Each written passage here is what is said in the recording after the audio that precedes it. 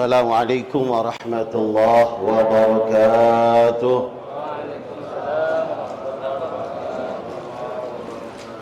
Bismillah, alhamdulillah, wassalatu wassalamu ala rasulillah Sayyidina Muhammad ibn Abdullah wa ala alihi wa sahbihi wa man tabi'a lahu wa wallah. Qala subhanaka la ilma lana illa ma'allamtana innaka antal alimul hakim. Rabbi syrah li sadri wa yassir li amri wa hlul 'uqdatam min lisani yafqahu qawli.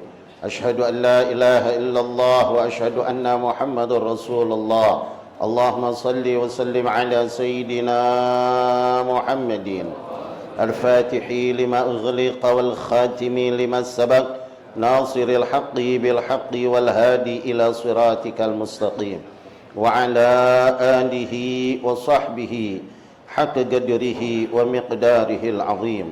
Al-Fatih la hadratil habibina wa nabiyyina wa syafi'ina wa qurratil a'yunina wa maulana Muhammadin sallallahu alaihi wa ala alihi wa ashabihi wa azwajihi wa dhurriyyati ajma'in. Summa ila ruh khususan bil khusus sahibul mu'allif nasahil ibad lil alim al-allama Al-Syekh Muhammad bin Umar An-Nawawi Al-Bantani, anna Allah yu'li darajatihim fil jannah barakatihim wa asrarihim wa anwarihim wa ulumihim wa nafahatihim fid dini wad dunya wal akhirah bisirri lahumul Fatihah.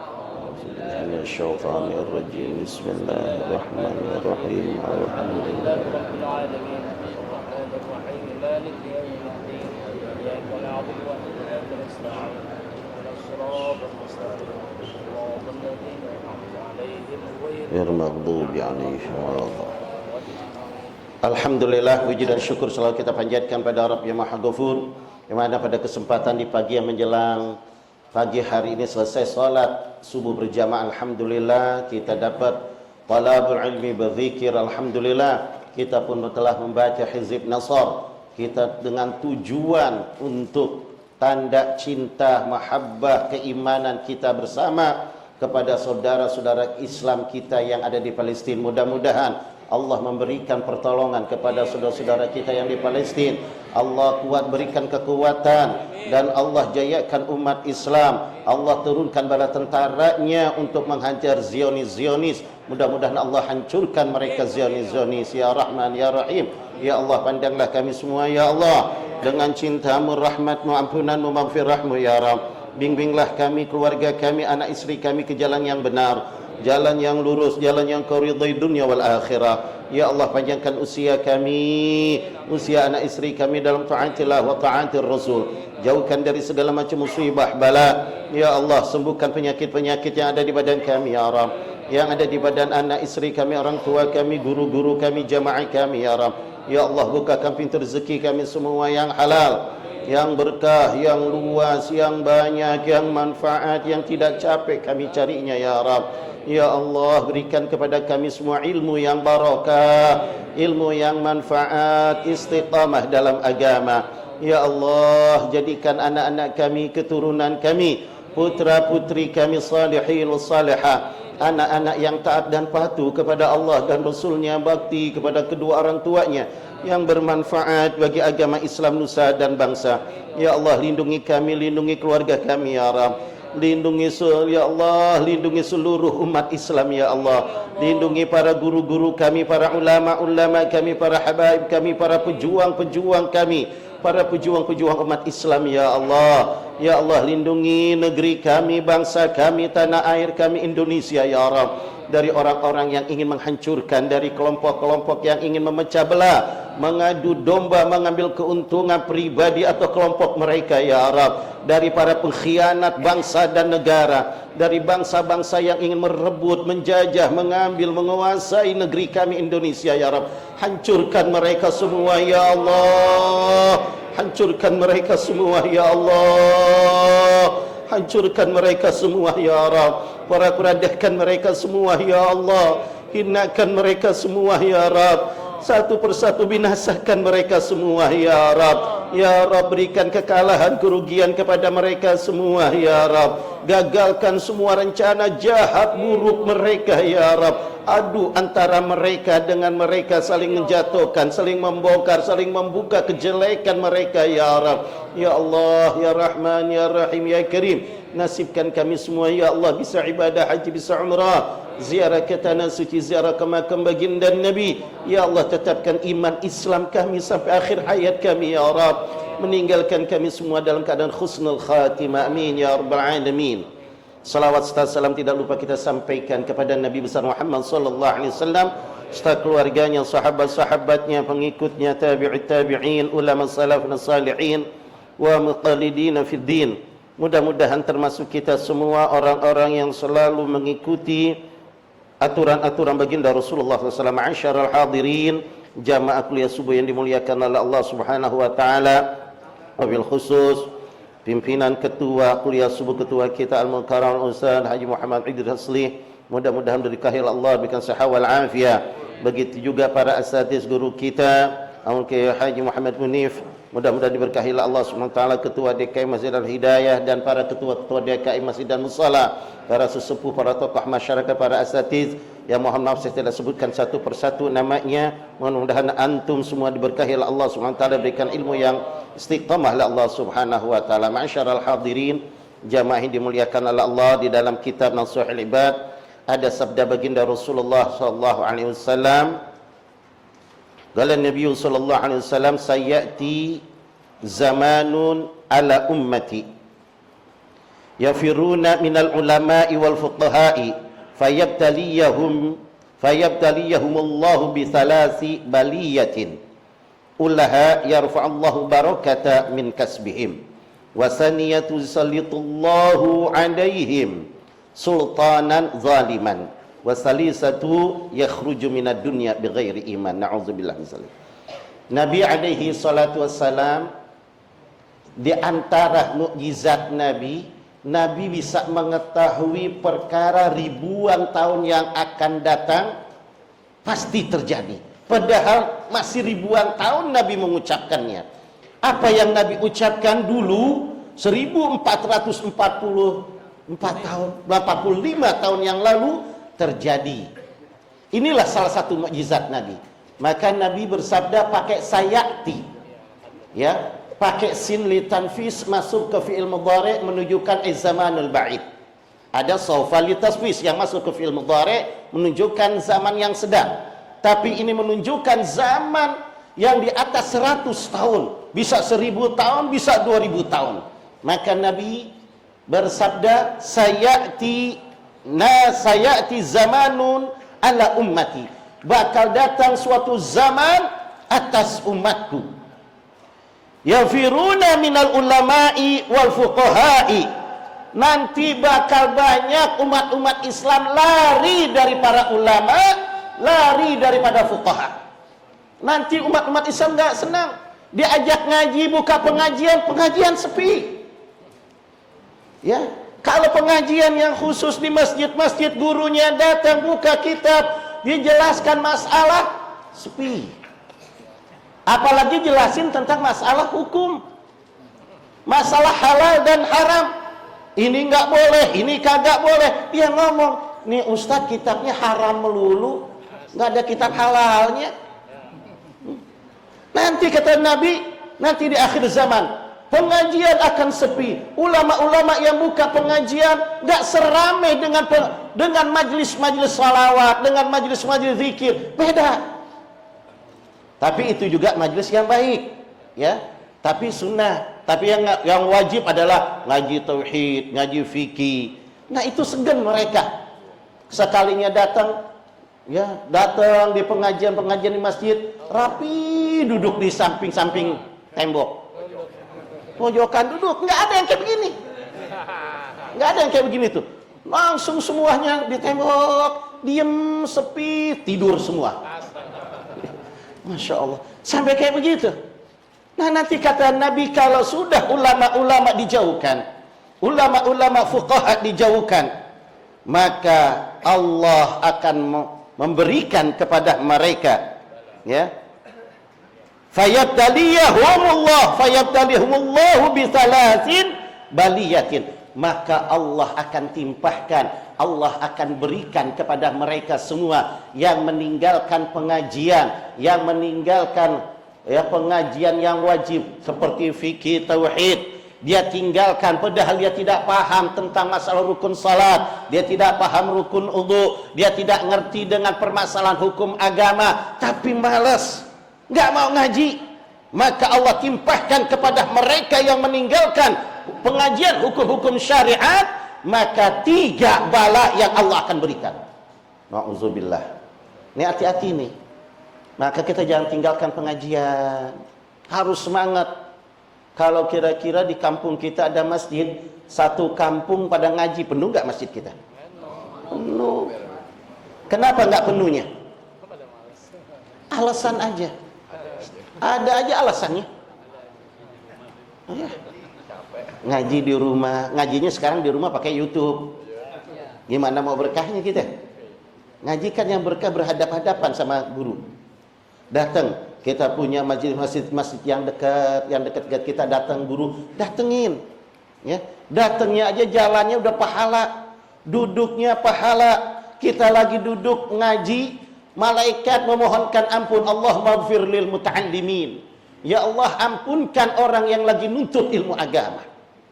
Siapapun lagi nuntut ilmu agama dapat doa Nabi pun berdoa, Allah maghfir lil muta'allimin. Ya Allah, ampunkan orang yang lagi nuntut ilmu agama.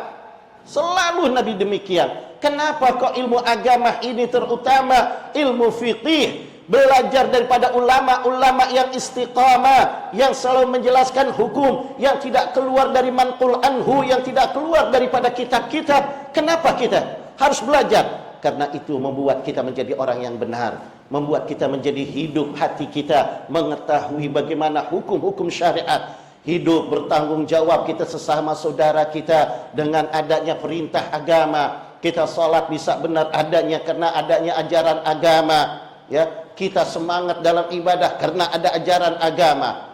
Ini yang kita diperlukan untuk belajar ilmu agama. Tapi kalau kita keluar, malas ngaji, malas ngaji, ya sudah. Orang yang malas mengaji tuntut ilmu agama, apalagi jauh, yang dekat aja dia kagak datang, maka orang yang demikian Allah timpahkan kepada mereka 3 bala. Yang pertama, yarfa'ullahu barakata min kasbihim. Yang pertama, Allah cabut keberkahan daripada usahanya. Dia punya usaha besar, dia punya usaha banyak, duitnya kelihatan hebat, rumahnya mentereng, tapi kalau ngomong susah mulu, kalau ngomong pusing mulu, utang gede. Nah, itu diantaranya. Dan diantaranya mereka punya usaha banyak, disebut orang yang mapan, disebut orang yang kaya, tetapi hilang barokahnya, anak istrinya pun tidak berpakaian pakaian muslim. Nah, itu cirinya orang yang dicabut keberkahannya.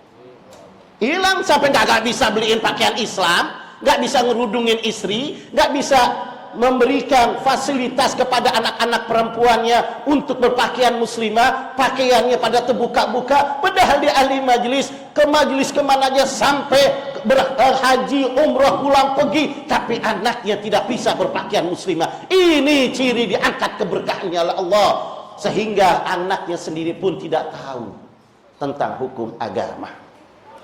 Makanya kita hati-hati nih Pak nih, ya.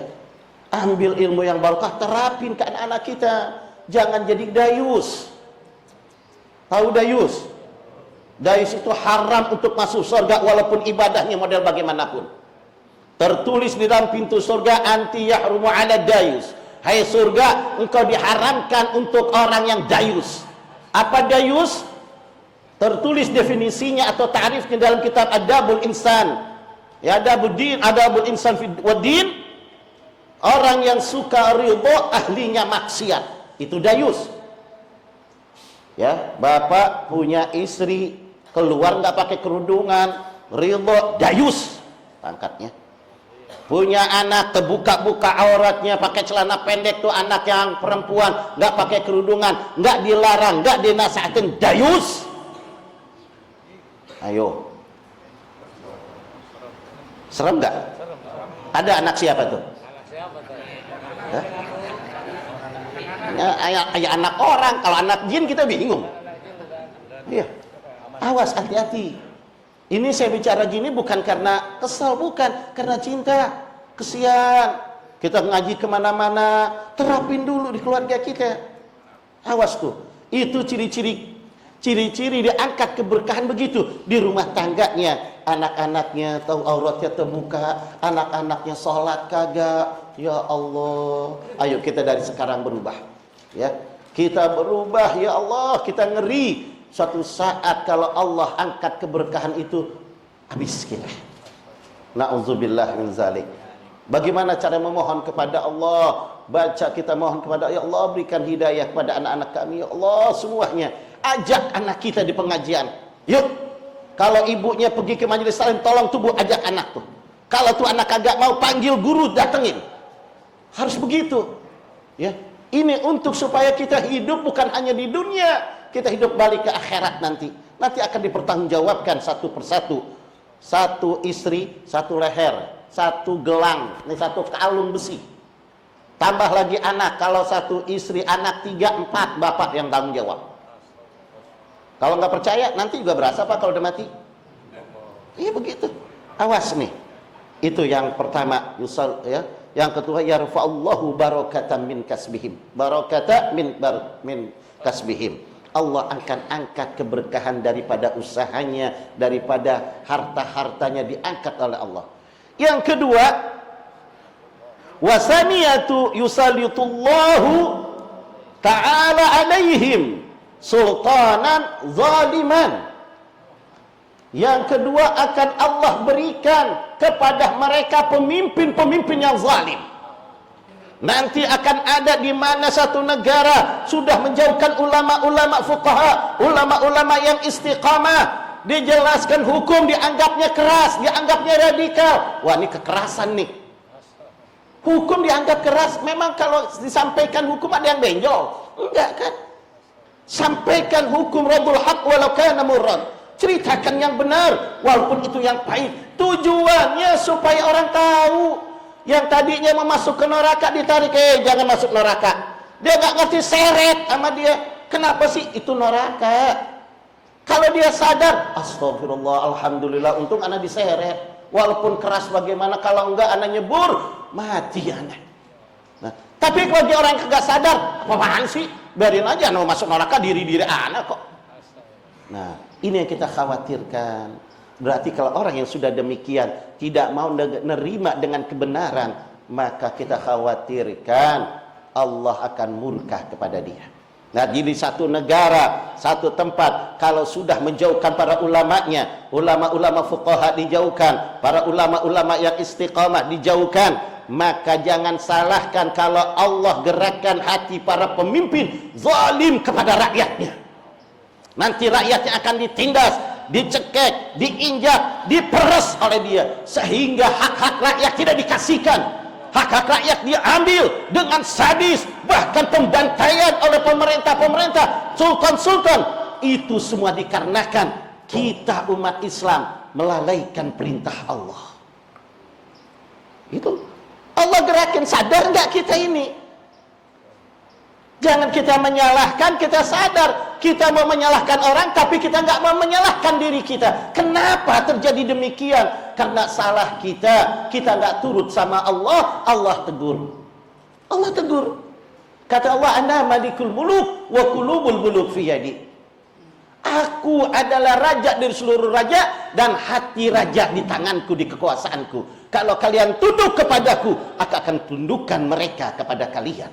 Kalau kalian patuh kepadaku, sayang kepadaku, turut kepadaku, maka akan ku melembutkan hati-hati, lemeskan hati-hati sultan, sayang dan turut kepada kalian. Tapi kalau kita sekarang keluar daripada aturan agama, kita keluar daripada syariat Islam, kita nggak mau, nggak demen, bahkan sama hukum Islam nggak demen. Terkadang nyelak dengan umat Islam, timbul umat-umat Islam menyelak saudara Islam sendiri. Timbul mengatakan apa tuh syariat Islam? Syariat Islam nggak pantas di negeri kita. Syariat Islam nggak berlaku lagi. Apa itu hukum-hukum negara, apa itu hukum-hukum agama, hukum syariat Islam, gak pantas di daerah kita ini. Masya Allah.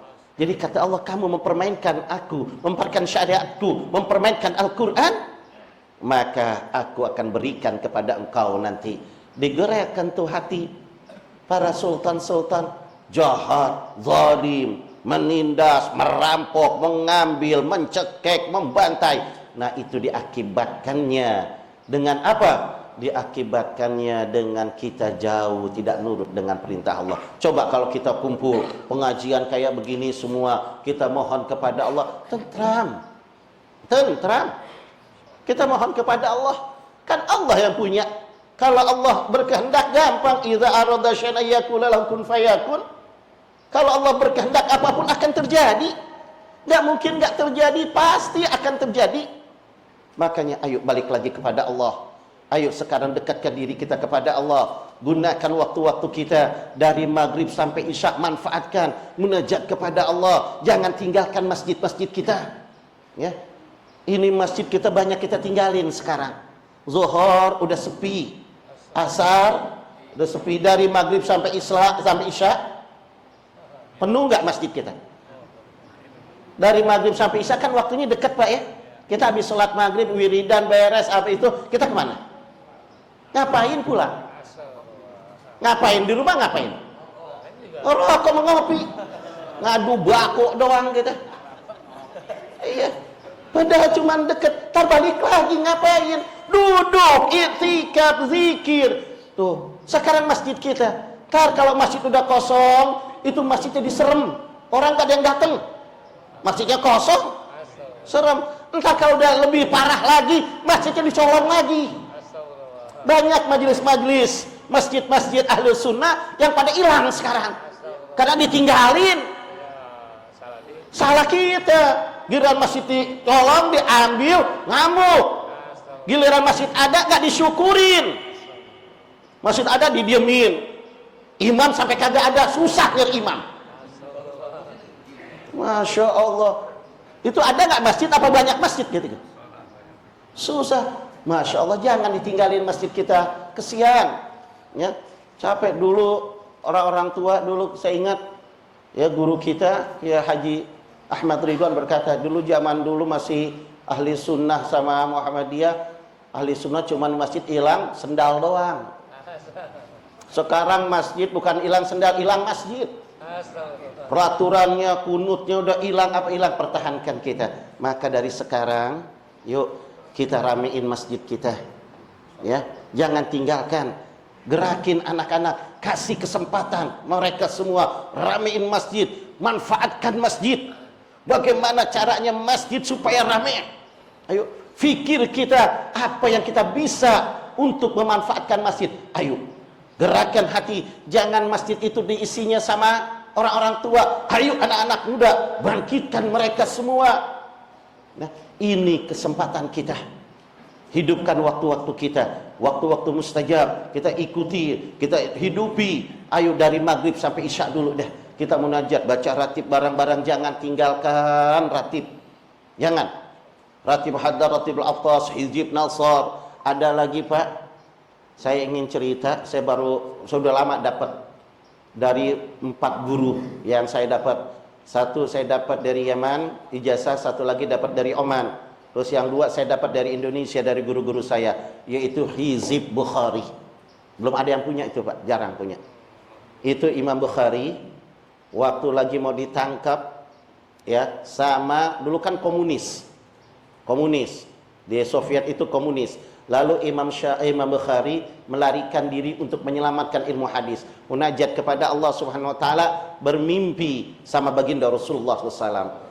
Ditanya, ya Imam Muhammad bin Ismail al-Bukhari, apa yang kau rasakan? Kenapa kau memanggilku? Ya Rasulullah, aku dikejar-kejar ya Rasulullah, ingin dibunuh ya Rasulullah oleh mereka musuh-musuh Allah.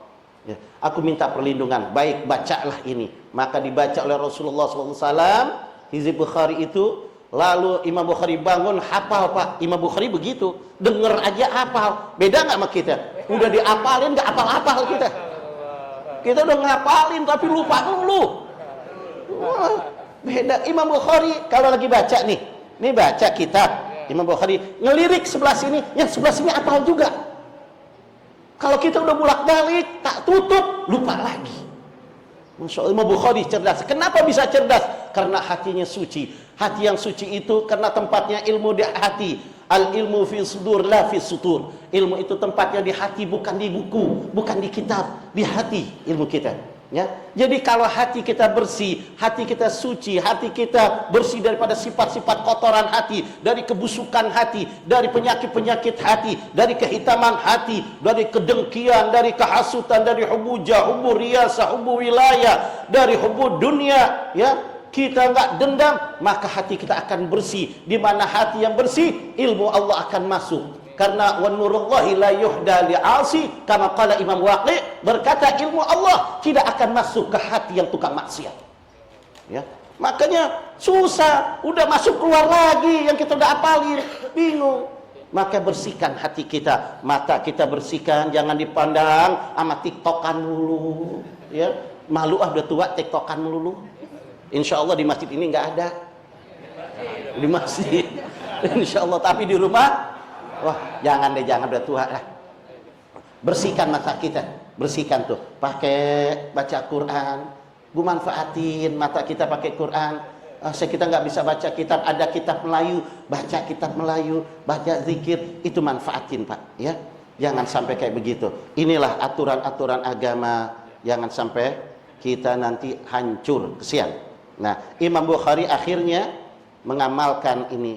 Dibaca selama 3 bulan Imam Bukhari, hancur semua mereka.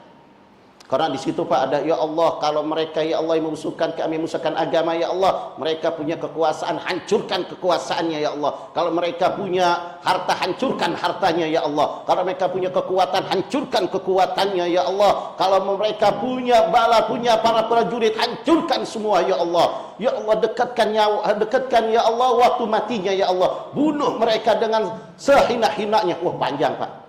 Ya, itu ada. Mudah-mudahan nanti yang mau datang ke rumah saya ijazahin.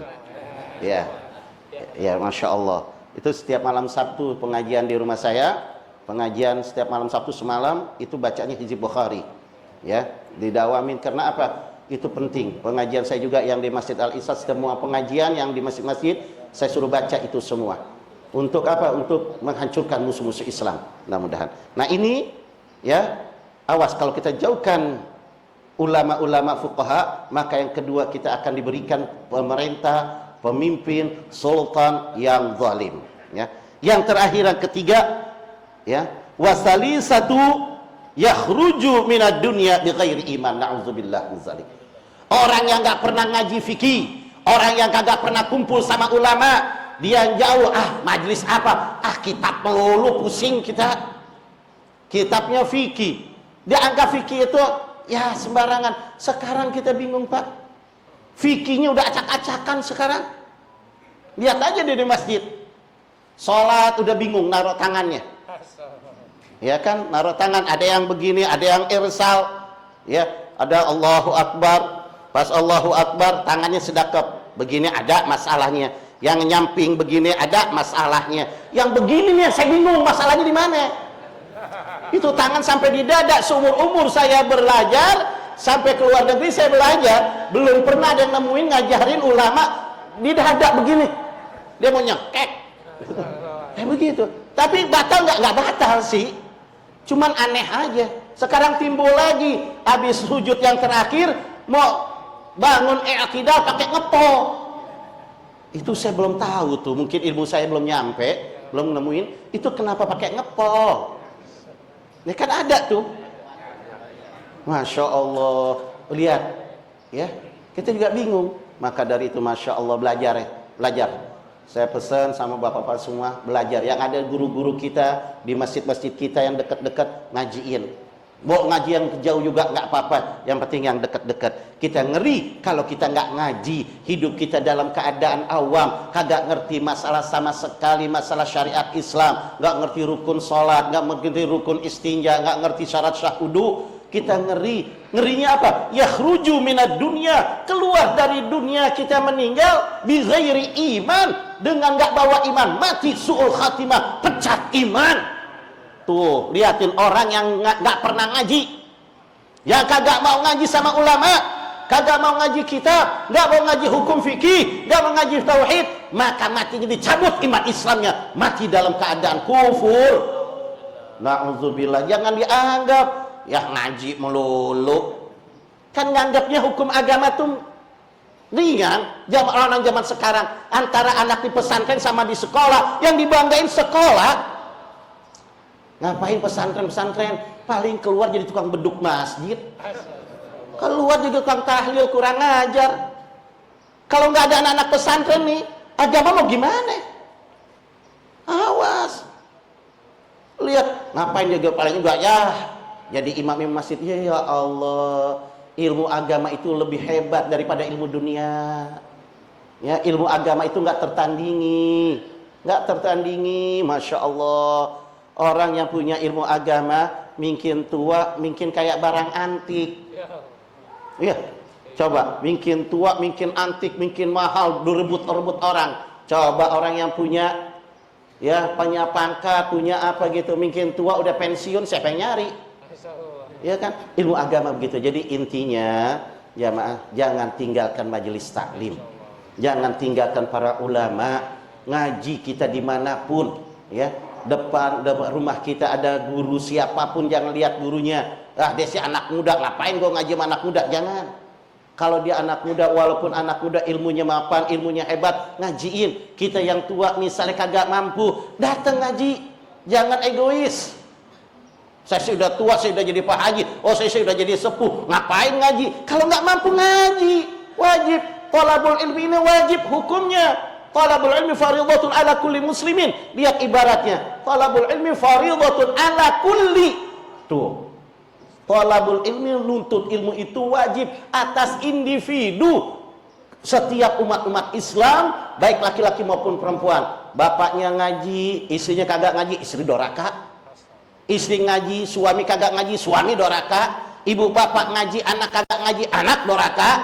Anak ngaji, ibu bapak nggak ngaji, ibu bapak doraka. Ibu bapak anak kagak ngaji, keluarga doraka. Tuh. Lah ini bukan perkataan saya. Nggak percaya juga nanti juga tahu sendiri kalau udah mati. Ngapain bingung-bingung? Kita sampein aja. Dia mau turut urusannya dia. Dia nggak turut urusannya dia. Ingat, fa innakal mayit. Insyaallah Pak ya. Mudah-mudahan Allah Subhanahu wa taala memberkahi kita semua dan Allah kuatkan iman Islam kita. Hadanallahu wa iyyakum ajma'in. Wallahu a'lam bishawab. Assalamualaikum warahmatullahi wabarakatuh.